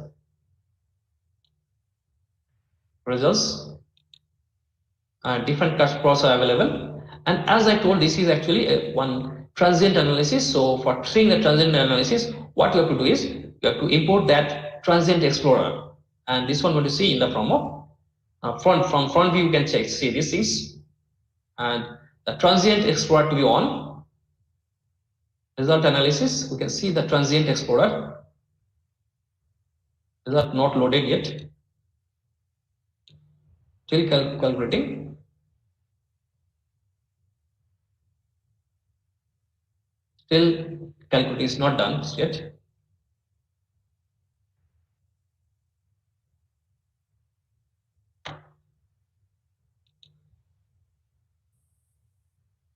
So 2 has already got this convergence criteria. 1 is remaining. So it is assured that the dynamic pressure will be very less. It is near about 40 Pascal only, and the force little bit higher, but torque is very less. And one thing is very important here, like we can compare the different projects we did here. With one go itself, we can compare different projects. Similar type of projects we can compare. The previous one what happened and present one what happened. With similar go compare we can do. So it is about to be finished. So by this time, if you have any kind of queries, you can ask me. Actually, this CFD is having huge applications from our Professor Dr. A. Venkatesan has already mentioned all these things. He has already explained his applications. So that's why I actually didn't go through those things. He has already explained all regarding the applications of CFD. Again, at this point, we have 400 numbers of iterations complete.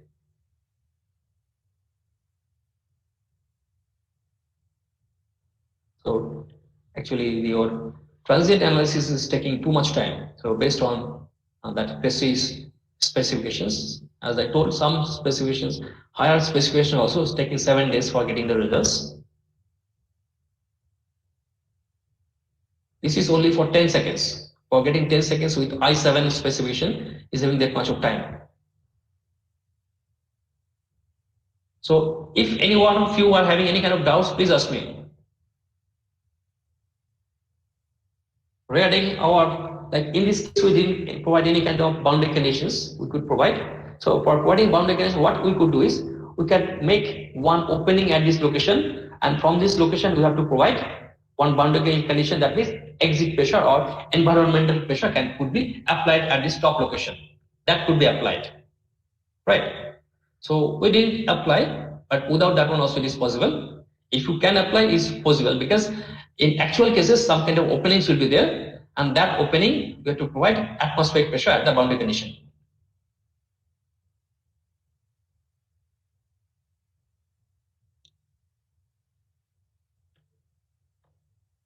So it is taking time.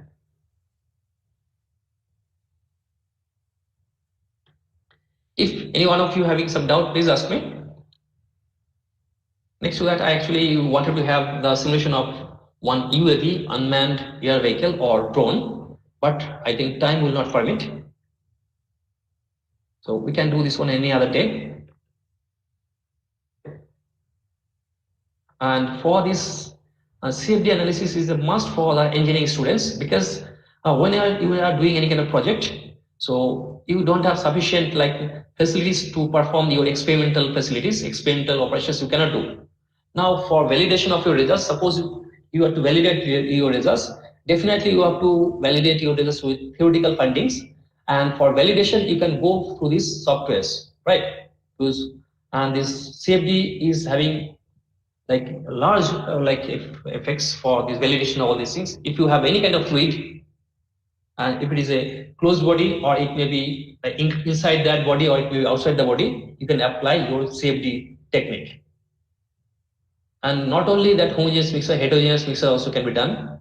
That means inside any container, we can have heterogeneous mixers, and based on that, the fluid behavior, you can optimize your drawings or models. So these things are possible without making the actual models. So from students' point of view, if you want to go for like validation of your report, CFD is a must. And for CFD, we are having different packages like ANSYS is there, and SolidWorks is also there. But SolidWorks is user friendly. ANSYS is also providing very good results. ANSYS is fluent. But CFD SolidWorks is very user friendly. It is for almost all the models, we are having similar types of like pre-processing steps, like how to, after modeling, you have to follow similar steps. In ANSYS also it will be similar types, but it is like SolidWorks is little bit of user friendly. It is very easier, and it is must for engineering students, and not only for engineering students, for industry also it is very much important. When for like heat exchangers also it can be done. As time is very less, we cannot go for some further analysis, because any other day you can do it.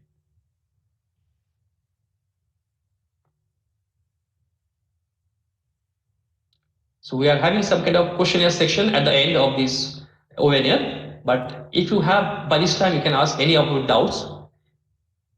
Any one of you, if you are having any kind of doubts, you can ask me regarding your support of SolidWorks and also applications, and regarding the boundary conditions. What are the boundary conditions available? What are the boundary conditions you have to apply? You can ask anything regarding CFD.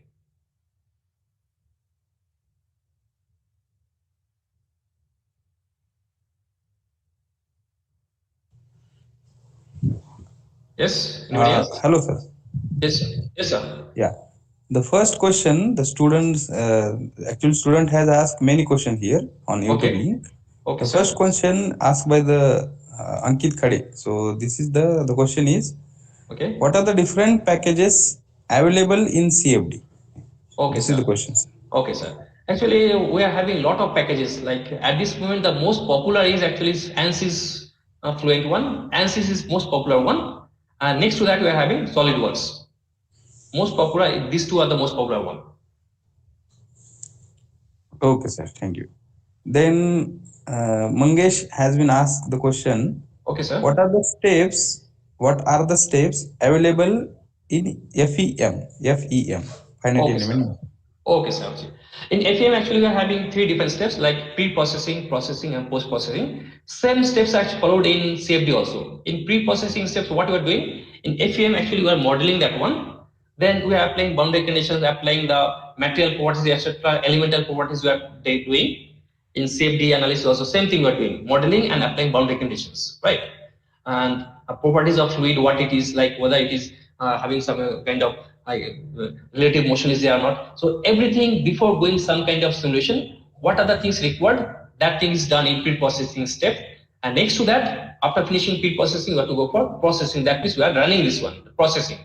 Next to that, we have to go for final post-processing, as we are doing in case of our CFD or like FEA. Same thing is followed here. Post-processing, we will analyze the data, analyze the results.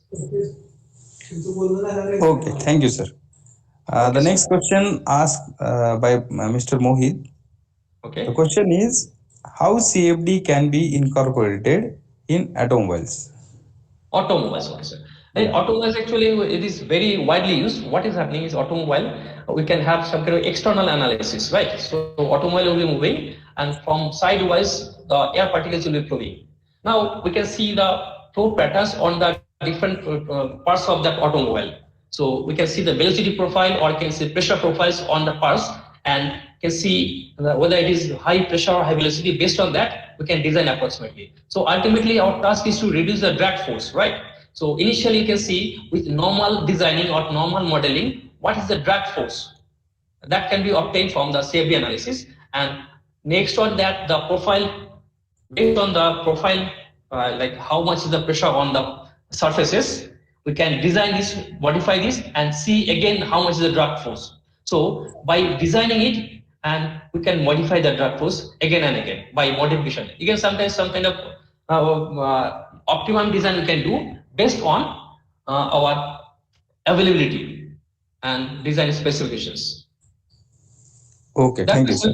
That means actually based on the surface parameters, because all the car will be moving and from outside air particles will be striking on that surfaces, and we can see how much is the pressure, velocity, etc. on specific surfaces.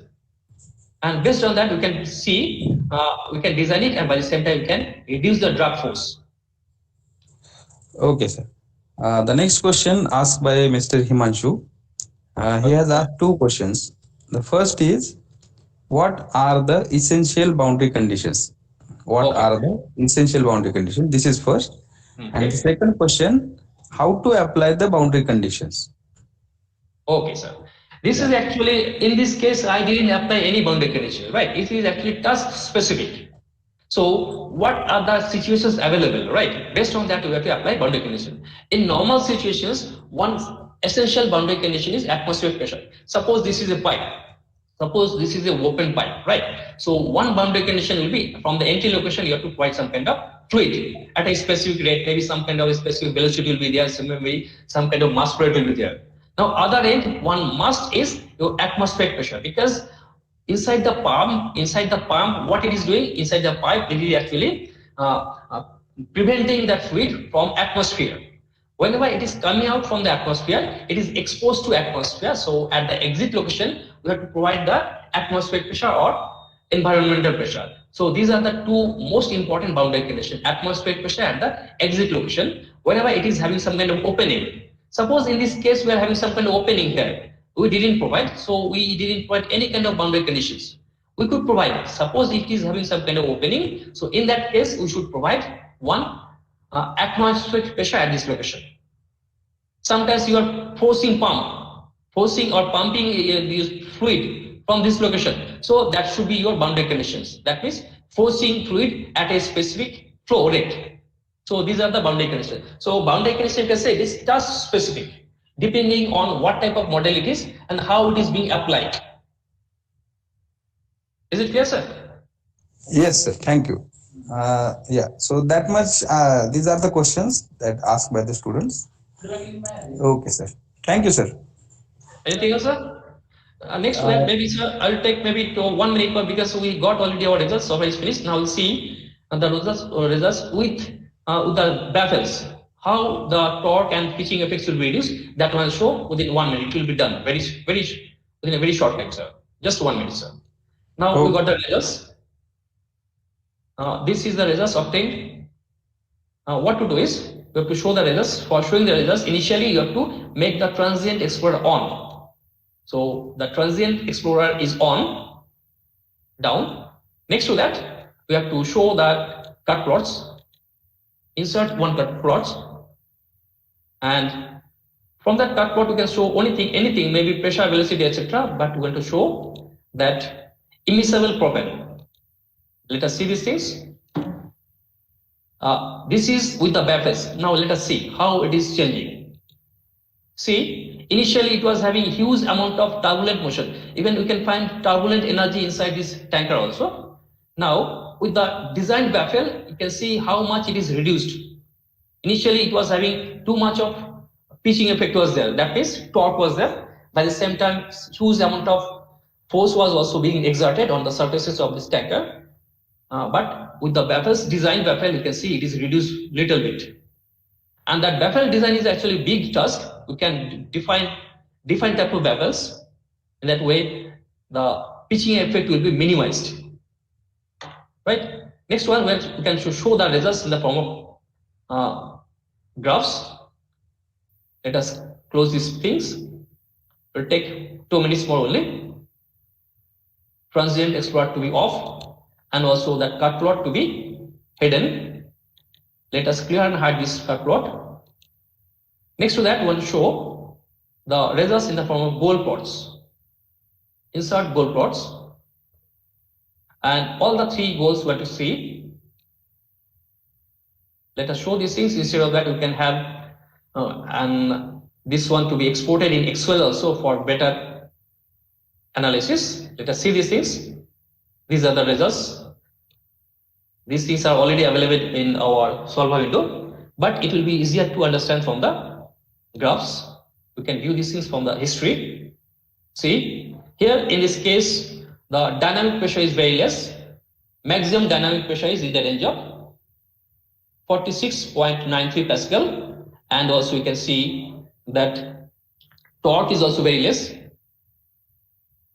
Torque is also very less. Initially, it was how much? In the previous case, it was 40,000 to 80,000 torque was there. In the first case, without baffles, 40,000 to 80,000. Now, in this case, you can see only 5,000.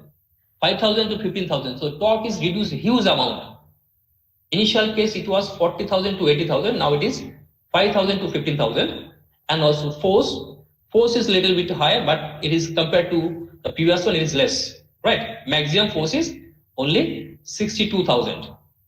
So we can compare these things, and the baffles can be designed differently to have efficient or optimum performance.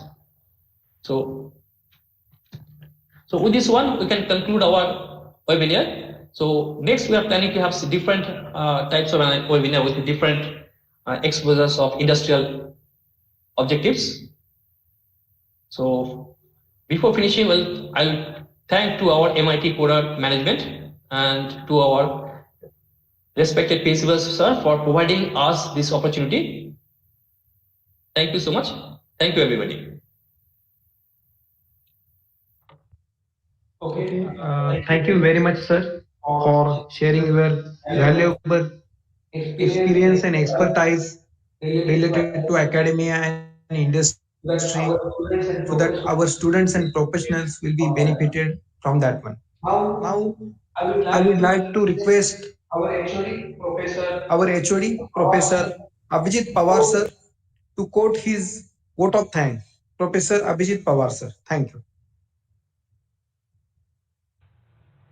Thank you, Professor Patil sir. I, Mr. Abhijit Pawar, take this opportunity to give vote of thanks. Firstly, I would like to thank our Honorable Executive Director, Professor Swati Sarat Satyanan, for their continuous motivation and guidance to arrange this kind of webinars. I would like to thank our beloved Principal Sir to give us opportunity to arrange today's webinar. Also, my heartier thanks to Professor Sabyasachi Mujumdar sir to enlighten us with their vast experience in the field of computational fluid dynamics in industry as well as academics. I would also like to thank all teaching and non-teaching faculties of MIT Core for their continuous cooperation for this today's webinar. A special thanks to Professor Jagdai sir, Bosle sir, and Patil sir for coordinating this webinar. And last but not the least, I would like to thank all the participants who made this webinar successful in all aspects. So thank you all for participating for this today's webinar. And once again, I am very much thankful for Professor Sabyasachi Mujumdar sir for giving him his valuable time for today's webinar. So thank you, sir. Thank you, all of you.